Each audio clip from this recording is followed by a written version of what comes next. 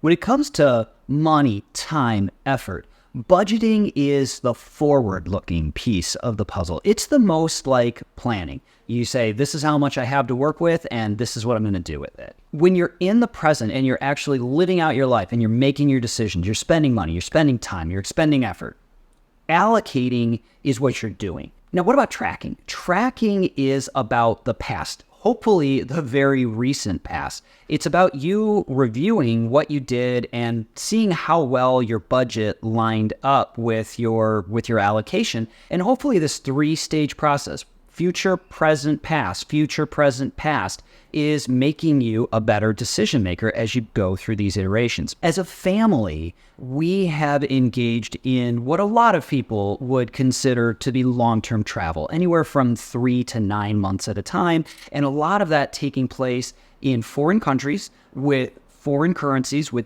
different costs of living, and a lot of that is happening on a cash basis. So when we travel, I keep, get this, a financial journal. Now, I know a lot of people take journals and they write down their thoughts and their feelings. I do that too sometimes.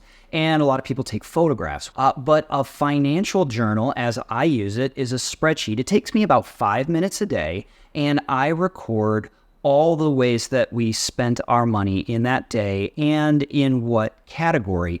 I also write down whether the transaction was in cash or whether it was paid for like with credit card or a debit card. And what I found was that when I started tracking the cash each day just by our purchases, it gave me a real sense of peace, because it was like, oh, it's not like it got stolen. It's not like it got lost. It went there. That's how it was. That's where it went. It's made for a better travel experience for all of us because my mind is set more at ease.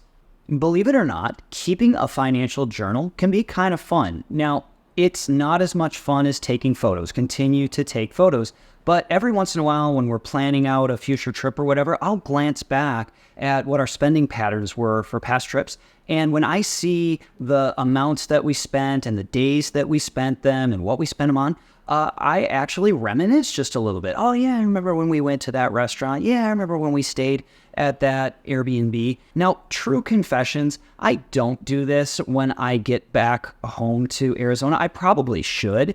It's just a good exercise to have. But I wanted to share with you one way in which tracking is very beneficial to the overall decision-making process, which might be a little confusing because it's like, well, if I'm making decisions about the future, then why do I really need to look back at the past and, what I've already done?